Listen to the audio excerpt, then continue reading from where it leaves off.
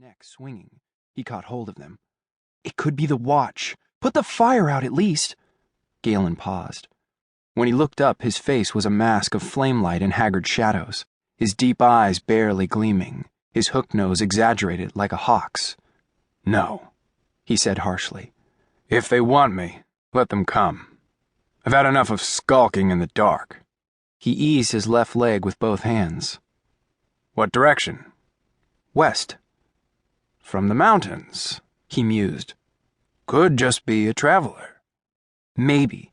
Raffi was preoccupied. Another line had twanged in his skull, closer now.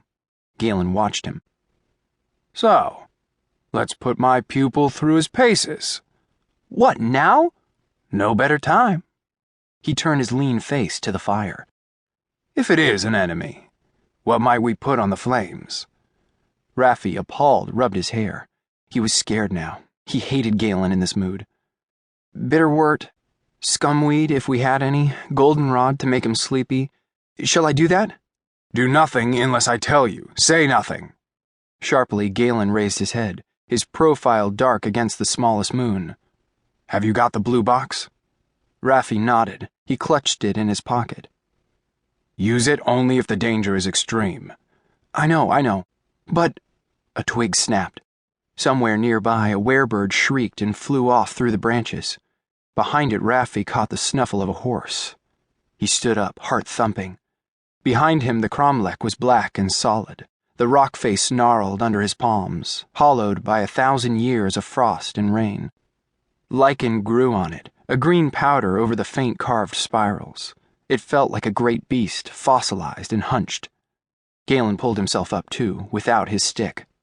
His long hair swung forward, the tangled strings of black jet stones and green crystal catching the light, the heavy cowl of his coat high around his neck.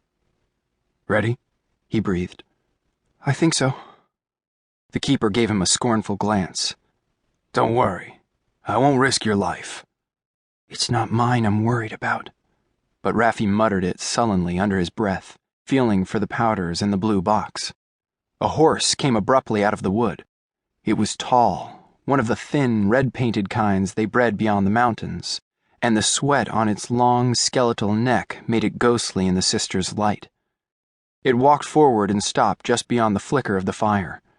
Staring into the dark, Raffi could just make out the rider, a dim, bulky figure muffled against the cold. No one spoke. Raffi glanced into the trees. He couldn't sense anyone else.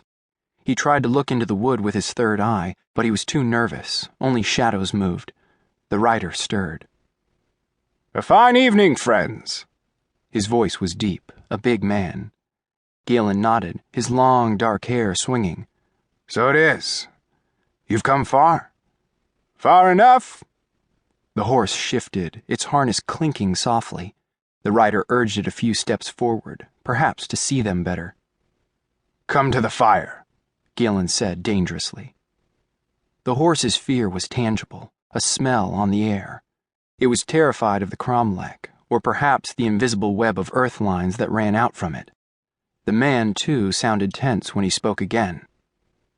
I don't think so, keepers.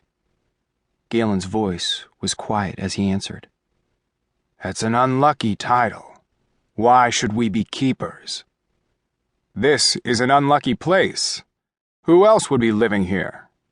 The rider hesitated, then swung himself down from the saddle and came forward a few steps, unwinding a filmy, knitted wrapping from his face.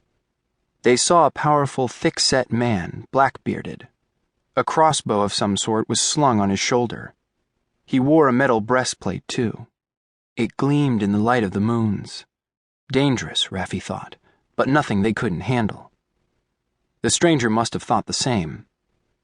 I bring no threat here, he went on quickly. How could I? There's no doubt an armory of sorcery aimed at me as I stand. He held up both hands, empty. A jewel gleamed on the left gauntlet. I'm looking for a man named Galen Harn, a relic master. He glanced at Raffi, expressionless. And for his scholar, Raphael Morel. Are you now? Galen said bleakly. He shifted. Raffi knew that his leg would be aching, but the keeper's face was hard. And what do you want with them?